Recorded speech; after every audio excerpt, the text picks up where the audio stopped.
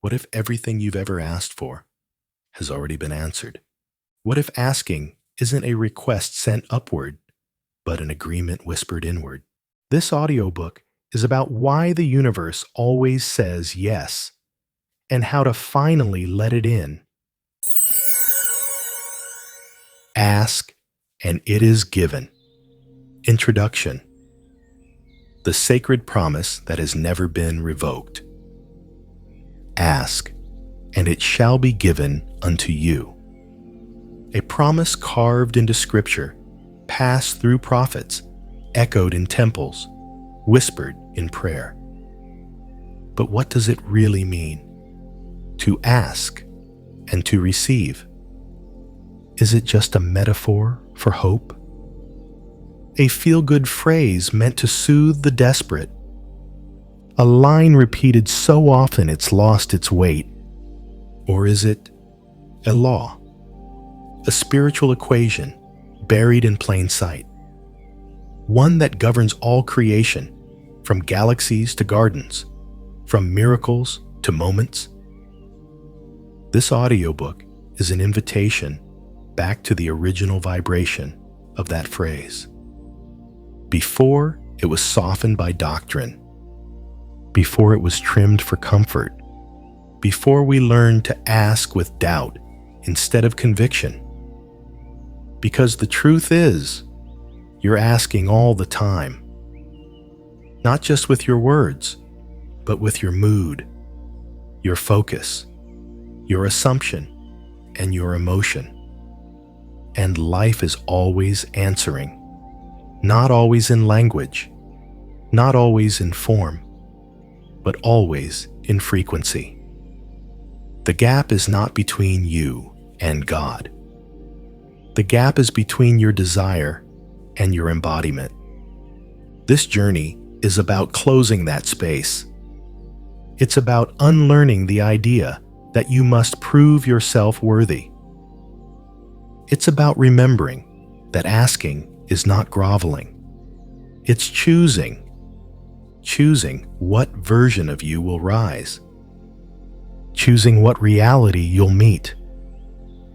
Choosing what timeline your soul is ready to occupy now. Asking is alignment. Receiving is permission. This isn't just a spiritual idea, it's a spiritual law.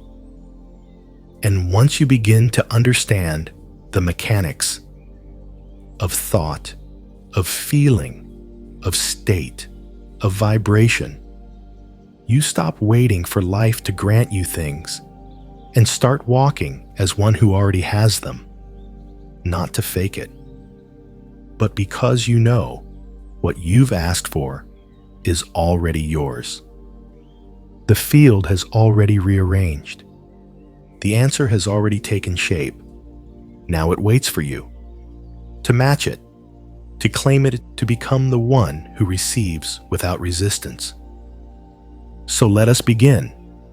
Let us return to the asking, not as beggars, not as orphans of the divine, but as creators, as sons and daughters of the field, as imagers of the unseen, as those who no longer knock, because the door is already open. Chapter 1. The Power of the Ask. Desire is not a sin, it's a signal. Desire has been misunderstood. Some were taught to fear it, to bury it beneath obedience, to tame it with guilt and call that virtue. But desire, pure, soul-born desire, is not sin. It is signal. It is blueprint. It is divine communication in the language of longing. You ask not only with words, but with your wanting.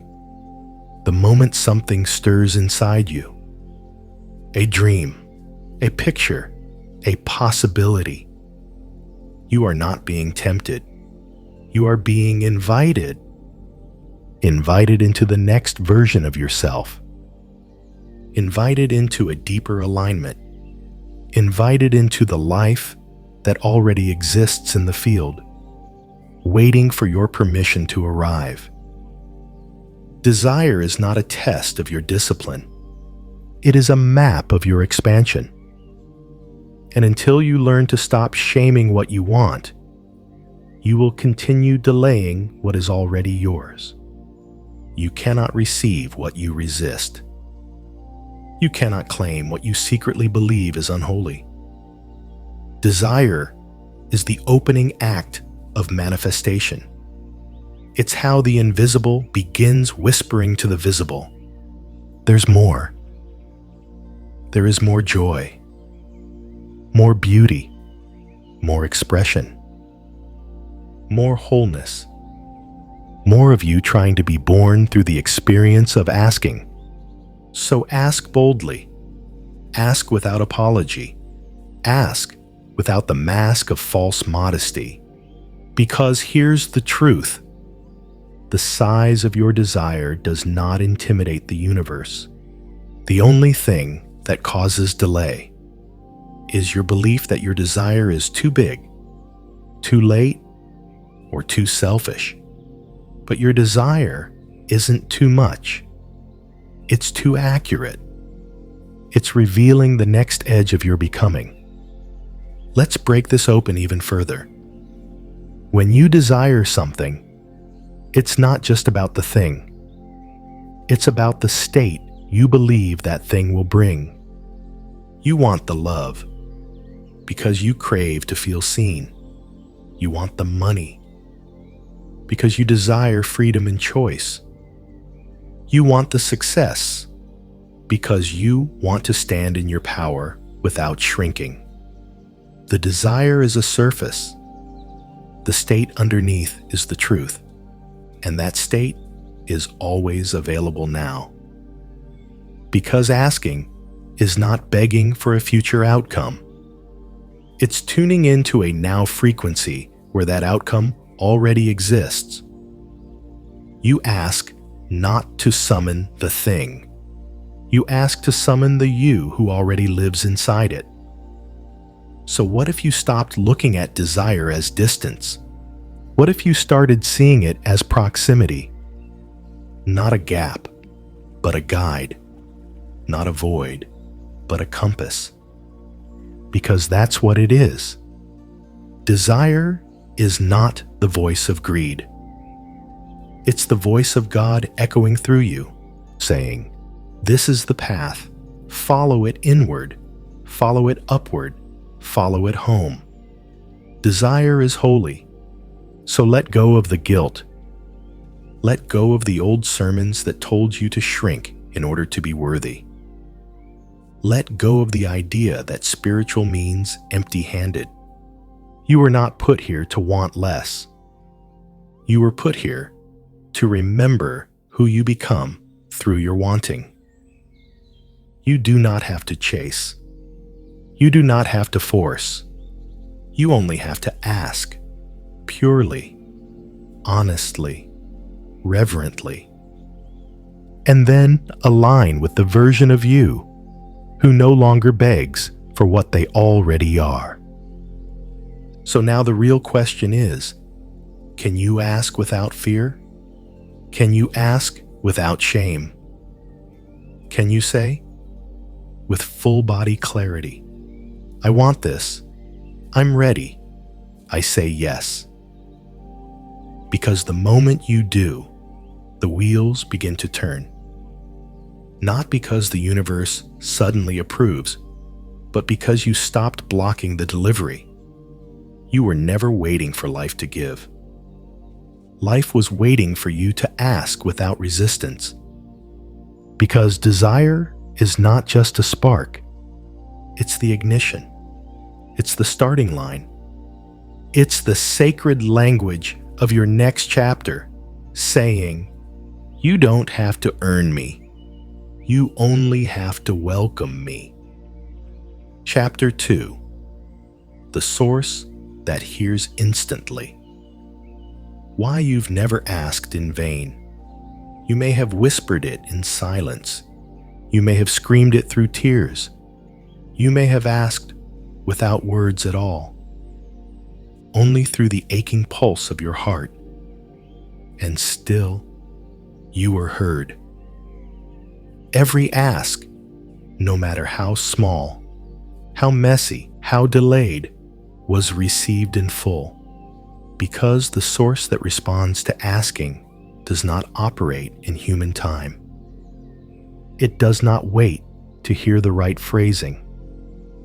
It does not require you to kneel in the perfect position or offer your request with polished clarity. The source responds to essence, to vibration, to frequency. It knows what you mean even when you don't know how to say it. It knows what you're asking for, even when you're asking from pain.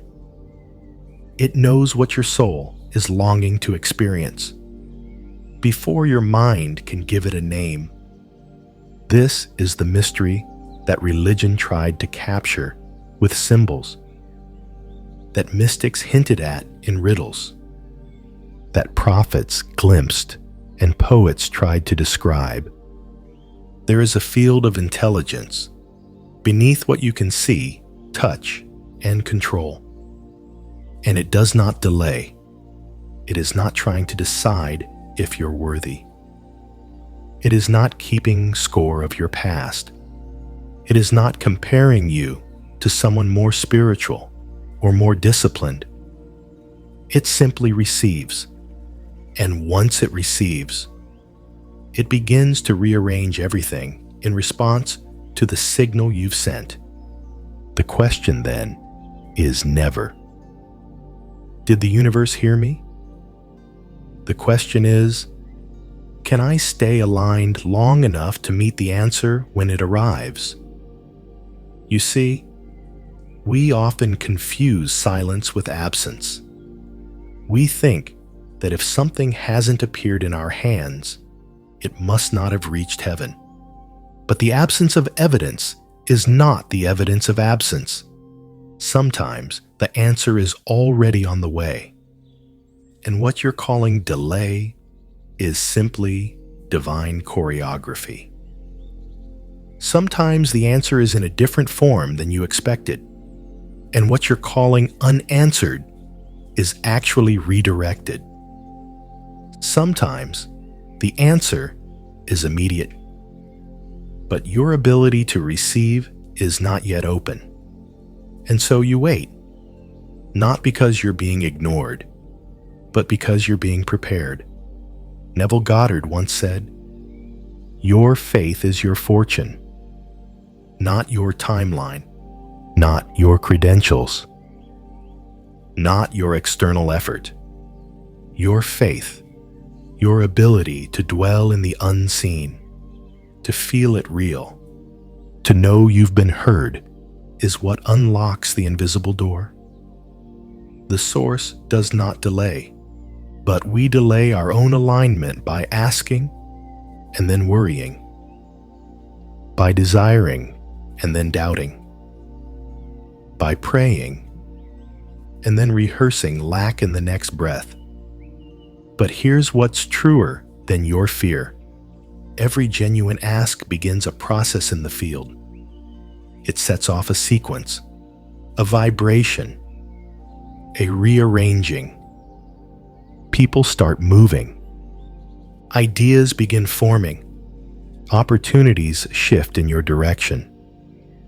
You may not see it yet, but the universe is already in motion. There is no such thing as an ignored ask, only a misread timeline. You think nothing's happening, but everything is. And the moment you return to trust, you resynchronize with the delivery.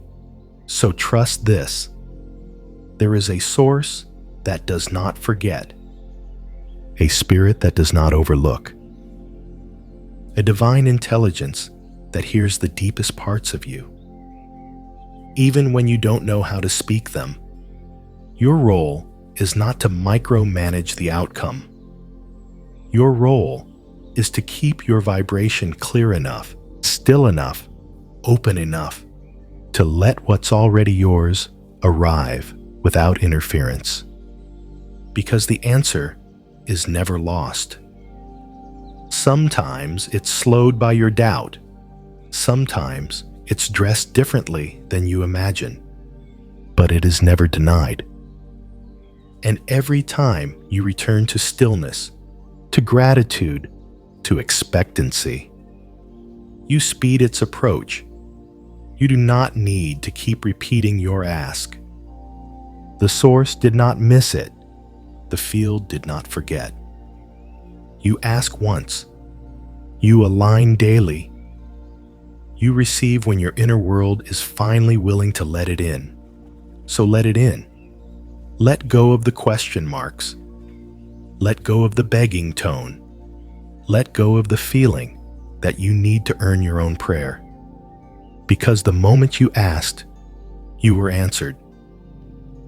And now, the rest of the journey is learning how to meet the answer with a heart ready to receive.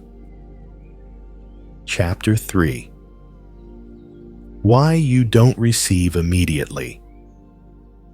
The gap between asking and aligning. There is a space between asking and receiving. A sacred pause. A silence not of denial, but of preparation. This is the gap. And in this gap, most people lose their way. Not because they weren't heard, not because their desire wasn't worthy, but because they misinterpret the stillness as absence and the delay as rejection. But here's the truth that changes everything. The moment you ask, it is given. But it can only arrive through the doorway of your alignment. And alignment takes trust.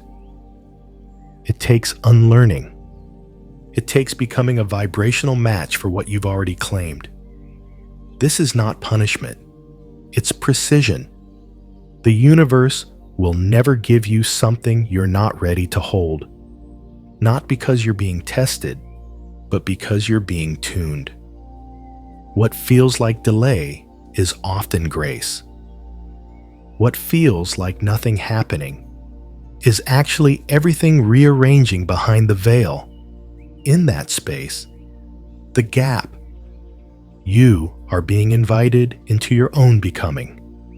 Because receiving is not passive. It's not sitting and waiting with hands folded. It's becoming the version of you who can walk through the open door without collapsing under the weight of what they once begged for. To truly receive is to become.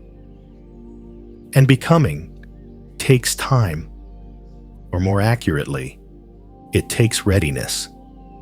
You don't attract what you ask for. You attract what you are in resonance with. That's the law. That's the rhythm. So if your ask hasn't arrived, don't assume it's lost. Ask instead, am I living in the frequency of having, or still rehearsing the emotion of lack? Am I trusting the process, or trying to control the pace? Am I open to how the answer shows up, or still demanding it appear in one form only? This is where most people unknowingly slow the delivery. They ask from one state, then live from another. They ask from inspiration, then walk in doubt. They ask in meditation, then fear in traffic. They ask in ceremony, then question everything the next morning. But your vibration is your vote, and the field responds to your sustained state, not your momentary spark. So the gap isn't a void. It's a mirror. It's showing you everything you're still holding that isn't in harmony with what you've asked to receive. Fear, impatience, unworthiness, attachment to form. The universe doesn't withhold to punish. It waits for coherence. Alignment means that your body, your thoughts, your expectations, and your actions are all saying the same thing. It is mine. I am ready. I walk as one who already knows. Neville Goddard called this living in the end, not waiting for evidence, but assuming the position of fulfillment. Because the law is this: when the inner world is settled, the outer world reflects. So if the outer hasn't shifted yet, the work is not to force it. The work is to soften within. Not to grasp, but to open. Not to strive, but to align. Sometimes the gap is asking you to rest. Sometimes it's asking you to release. Sometimes it's asking you to become the steward of your desire, rather than the one still begging for it. The delay, if there is any, is only the distance between your ask and your embodiment. But that distance is not punishment. It's protection. Because the universe, in its infinite intelligence, will not place your answered prayer in hands that still tremble with doubt. It's not being withheld. It's being held until you are steady enough to receive it without breaking your own flow. So let the gap be sacred. Let it be the fire that burns away the excess. Let it be the silence that sharpens your hearing. Let it be the cocoon between the version of you who asked and the version of you who now becomes the answer in motion. You are not being ignored. You are being refined because what you've asked for is real. And it's close. Closer than your fear. Closer than your history. Closer than the voice that says it's taking too long. Hold your alignment. And soon, what you asked for will feel so natural. You'll forget there was ever a time you lived without it. Chapter 4. Receiving without earning. Letting go of the worthiness complex. There is a subtle lie that lingers in the heart of even the most spiritual seeker. I must earn what I ask for. It doesn't always speak in those words. Sometimes it hides in action. The overgiving, the overthinking, the need to prove yourself before you feel allowed to receive. It sounds like, let me just fix myself a little more. Maybe I need to meditate harder. If I were truly spiritual, I wouldn't want this at all. And just like that, you delay the arrival of what's already yours. Not because you lack power, but because you're unconsciously placing your desires behind a gate labeled only if I deserve it. But here's the truth that breaks the illusion. The universe is not transactional. It doesn't reward effort. It reflects state. What you receive has nothing to do with whether you've earned it, and everything to do with whether you're aligned with it. Your worth was never up for debate. It was never meant to be part of the equation. The field doesn't ask if you've done enough. It only asks, are you being the one who matches what you've asked for? That's not morality. That's mechanics. Take, for example, a child who wants to play in the rain. They don't stop and ask if they've done enough chores today. They don't question whether they've earned joy, laughter, or delight. They run toward it, arms open. Because somewhere deep within, they still remember. You don't need to prove yourself to receive beauty. Now imagine an adult with a dream in their heart, to write a book, to start a healing practice, to attract a loving, supportive partner. But instead of moving in alignment with that vision, they shrink.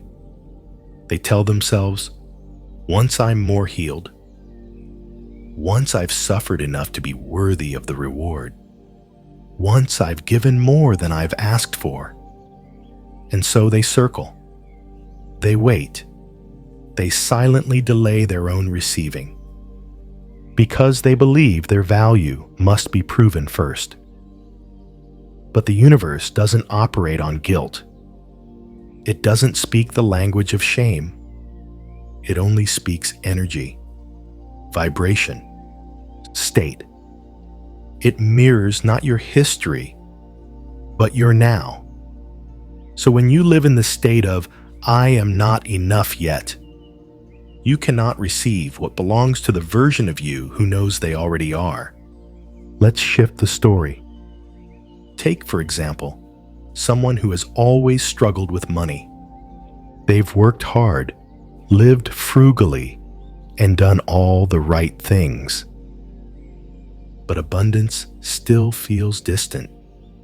One day, they sit quietly and ask a deeper question.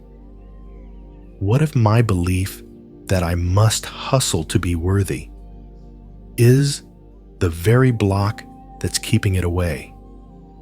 And so they stop trying to prove. They stop tying their value to exhaustion. They begin allowing small pleasures again. They begin walking as the version of themselves who no longer equates struggle with virtue. Soon, opportunities begin appearing. Ideas flow with ease. Support finds them. Nothing outside changed until they did. They dropped the complex and stepped into the current. This is what receiving looks like. Not climbing a ladder, but sinking into permission.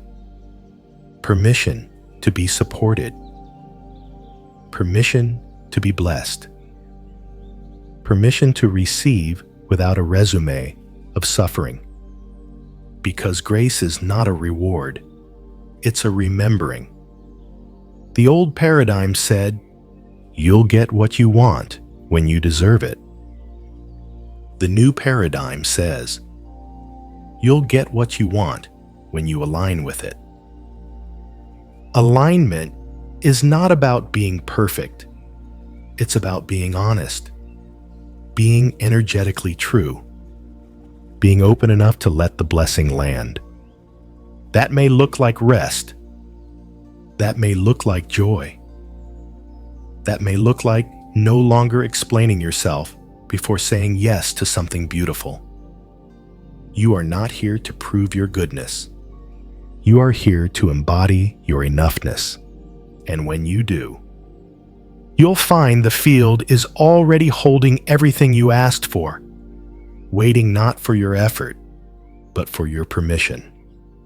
So say yes. Let the answer in.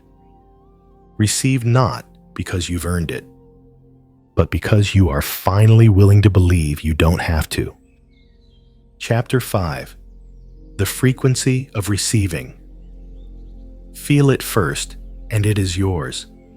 Everything you want already exists. Not in the distant future, not hidden behind layers of hard work, but here, now, vibrating on a frequency you may not yet be tuned to. The question is never, is it available? The question is always, am I available to it? The law is simple, not easy, but simple. You receive not according to what you ask for, but according to what you feel as already true. Your emotions are not just responses, they are frequencies, and each one, joy, gratitude, certainty, fear, doubt, places you on a channel that broadcasts your inner world to the field of form. The field doesn't respond to the words of your prayer. It responds to the feeling behind it. You say, "I want abundance." But what are you feeling? Tightness, desperation, anxiety? Then that's the frequency being registered, and reality will mirror it back with more reasons to feel the same. This is not punishment. It's precision. To receive what you asked for, you must begin to feel as though it has already arrived. This is the shift. This is the difference between asking and receiving. Receiving begins when your nervous system starts rehearsing peace, before the circumstances change, when your body starts walking with certainty, before the outcome has shown up, when your inner world becomes so saturated with the frequency of having that the outer world has no choice but to respond. Take, for example, a woman who desires love. She writes it down, meditates on it, prays for it. But in her daily life, she continues to feel unworthy, guarded, disappointed. She isn't wrong. She's just out of tune. The love she wants exists, but she's not feeling her way into alignment with the version of herself who receives it. Now imagine she begins shifting her emotional signature. She starts softening. She starts trusting. She begins walking, speaking, and dressing as the version of herself who knows she is already loved, not by someone else, but by herself. That shift, that inner recalibration, sends a new signal, and life responds.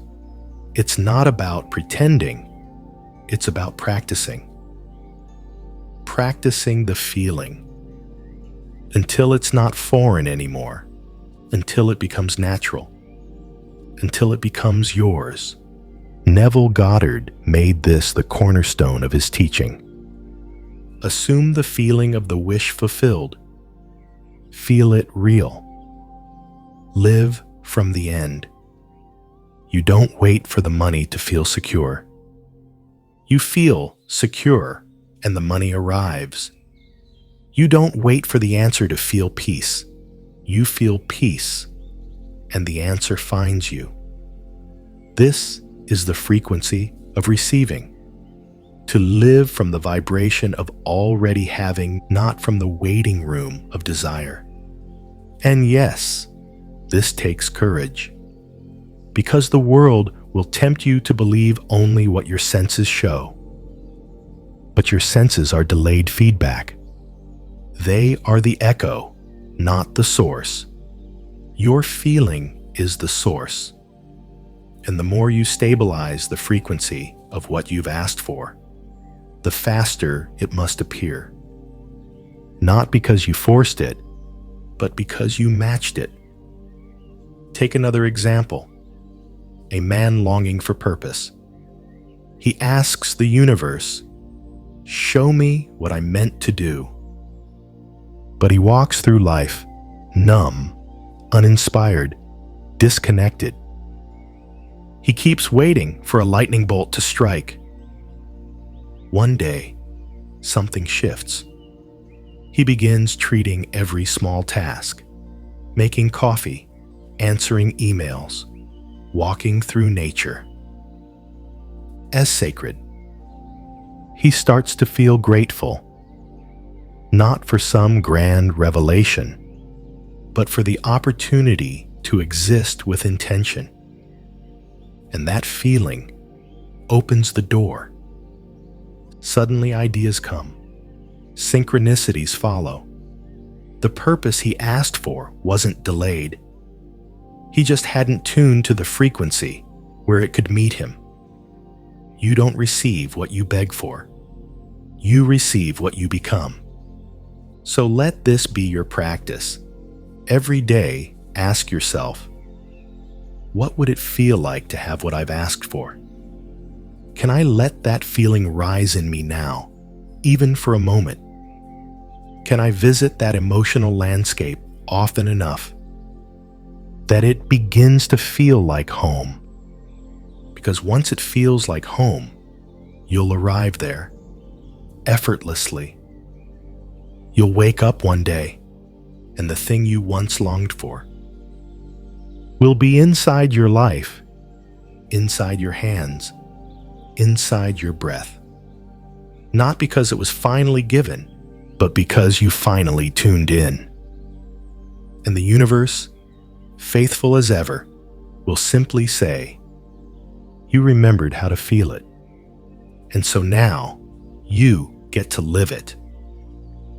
Chapter 6. The Unseen Answer. Sometimes the answer looks like silence. You asked. You felt it deeply. You aligned. And still, nothing came.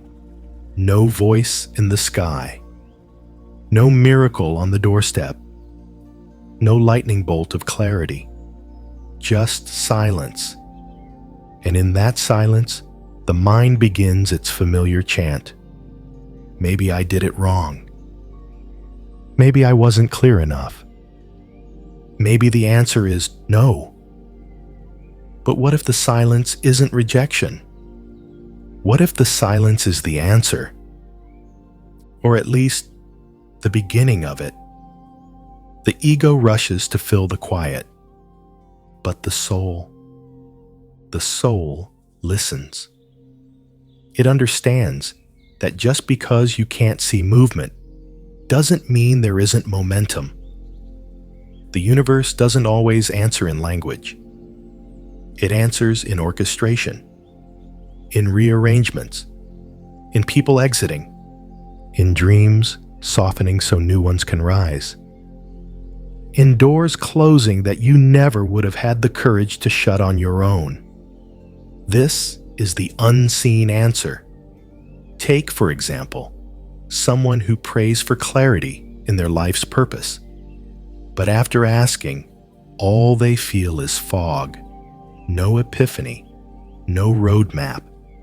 Then slowly, without fanfare, certain responsibilities begin to dissolve. A job opportunity falls through. A relationship grows quiet. The structure of their old life begins to loosen, making space for something they didn't know they needed. At first, it looks like nothing. At worst, it feels like loss. But it's not punishment. It's preparation. The answer wasn't withheld. It was unfolding behind the veil of your expectations. Sometimes, the answer doesn't show up in what arrives, but in what leaves. And if you're too busy listening only for yes or no, you'll miss the subtler reply. Not yet. Something better. This way instead. The truth is, the universe speaks in more than words. It speaks in timing, in quiet redirection, in inner shifts you didn't know you needed, in the patience required to outgrow the version of you that asked from limitation. What you perceive as silence might be the space the answer needs to become real. You ask for peace, but the answer first brings you into situations that reveal all the ways you create chaos. That's not absence. That's alignment in motion. You ask for abundance, but the answer shows up first as a lesson in trust, as an invitation to heal your relationship with receiving.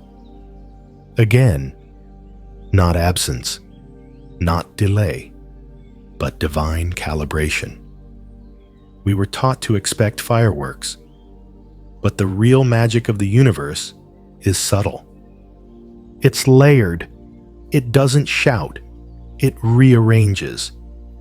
And if you don't honor the quiet, you'll walk away before the miracle has time to bloom. There is a soft knowing that grows in the stillness, I don't need to chase the answer. I need to hold the frequency. Because that frequency, steady, grounded, unwavering, is what bridges the invisible with the visible. And the moment you demand form to validate your faith, you shift out of it. But when you can sit in the silence and still know, I am heard, I am held, I am becoming the one who receives this fully, then the answer starts to take shape. You may not know when, you may not know how, but you'll feel it coming in the way your body softens, in the way your doubt fades, in the way your inner world becomes the place where the answer already lives. Take, for example, someone who asks for deep healing. They expect a dramatic release, but instead, over weeks or months, they begin noticing new thoughts, different choices, a quiet courage they didn't have before. That's the answer. Not loud, but real. Sometimes the answer arrives not in a package, but in a process. And the most powerful thing you can do is trust it anyway. So if you are in the gap, if you are in the stillness, if you feel the echo of your asking, but not yet the substance, breathe. You have not been forgotten. You have not been denied. You are being shaped. So that when the answer does arrive, you'll be able to recognize it and rise to meet it fully. Because silence is not the absence of God. It's often the fullness of God moving in ways your logic hasn't caught up to yet. And when you do catch up, you'll look back and whisper, that quiet season wasn't empty. It was everything preparing me to receive. Chapter 7. Ask again, but higher. When the asking evolves into becoming. There is a point on the spiritual path where you realize the way you asked before, it's not the way you're meant to ask now. Not because your desire was wrong, not because your prayer was ignored, but because something in you has expanded. And from this new space, you're being called to ask again, but higher. Higher does not mean louder. It does not mean more desperate, more passionate, or more elaborate. It means cleaner, quieter, more aligned, less entangled in the identity of the version of you who asked from fear. Because you see, most people's first asking comes from contraction. I need this so I can feel safe. I want this so I can finally feel worthy. Please give me this so I can know I matter. That asking isn't wrong. It's honest. It's human. But it comes from a self who still believes that having the thing will fix the feeling.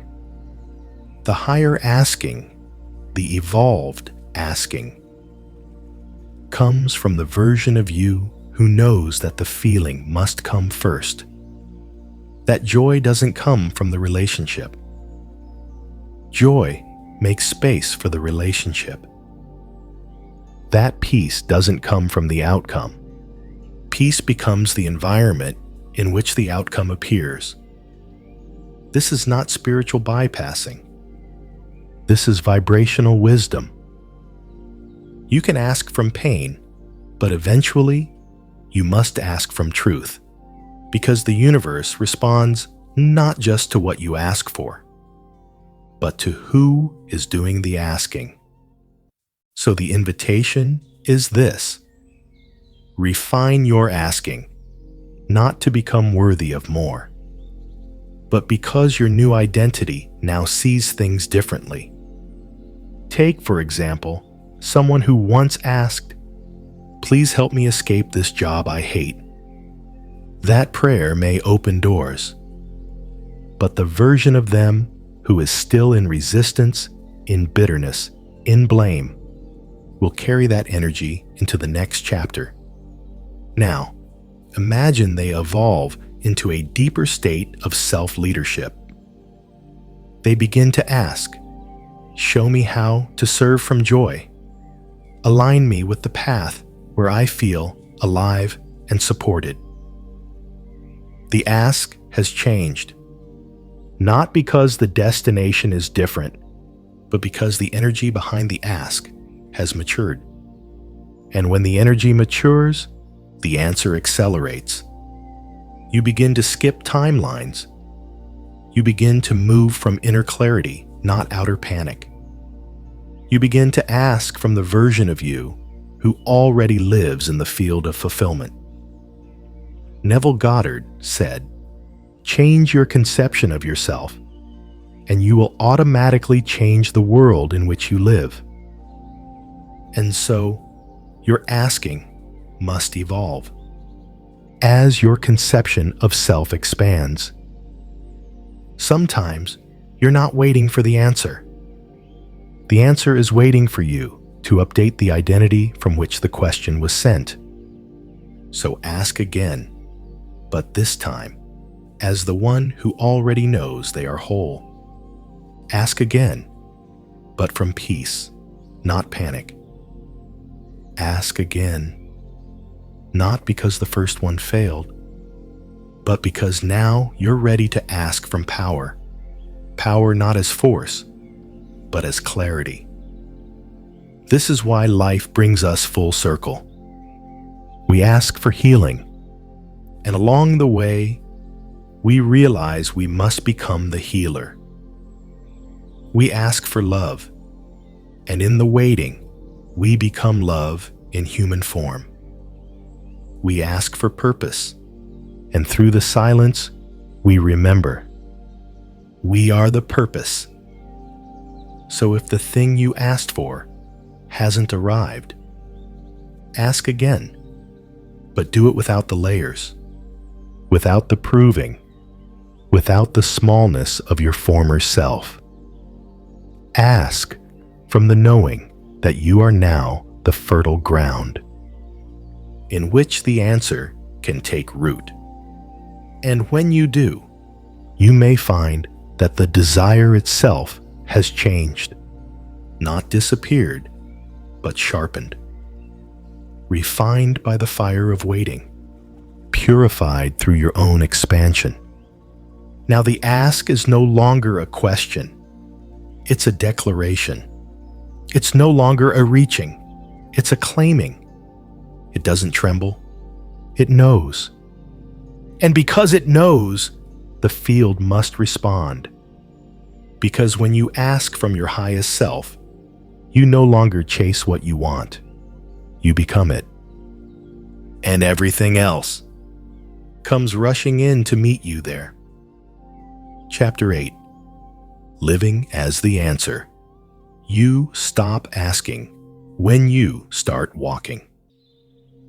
There comes a moment on every spiritual journey when the asking stops.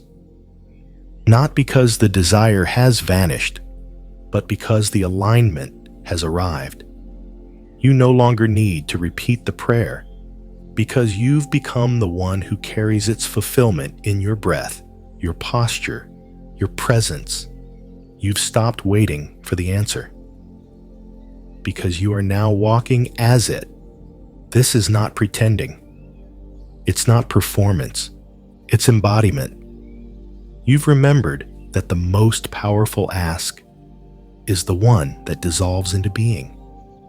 You stop saying, "Please let it come." And you start living as if it already has. That shift from seeker to vessel is the final transformation. It's what turns hope into knowing. It's what collapses timelines. It's what tells the universe, I am no longer asking for this. I am now walking as the one who receives it. And when that becomes your state, reality softens. The mirror clears.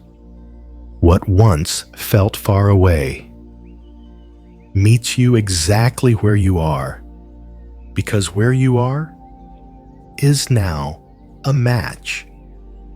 Take, for example, someone who spent years asking for healing. They did the work. They aligned. They waited. Then one day, without fanfare, they stopped needing to get better. They simply began living as someone already whole. They made decisions from that space. They spoke from that space. They no longer needed proof, because their body, their energy, became the proof. That's the shift. That's what it means to live as the answer, to speak as the one who already knows, to move as the one who no longer doubts, to give thanks not because you hope it's coming, but because you know it's already here. When you reach this stage, you don't stop desiring, but your desires are no longer fueled by lack. They are fueled by expansion. You don't ask from the ache of emptiness. You create from the joy of being full. And that shift is everything. Neville Goddard taught, claim it until it becomes natural. Assume it until it feels like memory. The final phase of receiving is when the desire no longer feels like a future, but like a fact. It's when you don't just visualize it. You normalize it. You wear it. You walk it. You become the environment where it's already true. And life, ever responsive, begins to bend around your embodiment. It sends people who treat you like the version you've stepped into. It presents choices that would have never appeared in the old frequency. It builds a new world around the new you. Because once you stop looking for the answer, you start recognizing yourself as the portal through which it moves. You stop waiting for the light. You realize you are the light. You stop chasing confirmation. You become confirmation. You stop praying from the mountain's base and begin speaking from the summit.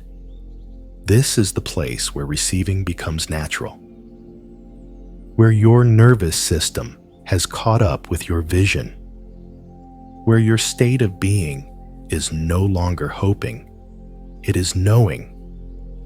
And from this space, you ask less, but receive more, because you no longer signal need. You signal readiness. And readiness, true, embodied readiness, is irresistible to the field.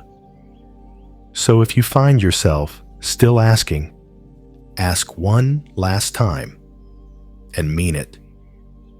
Then stop asking. Start walking.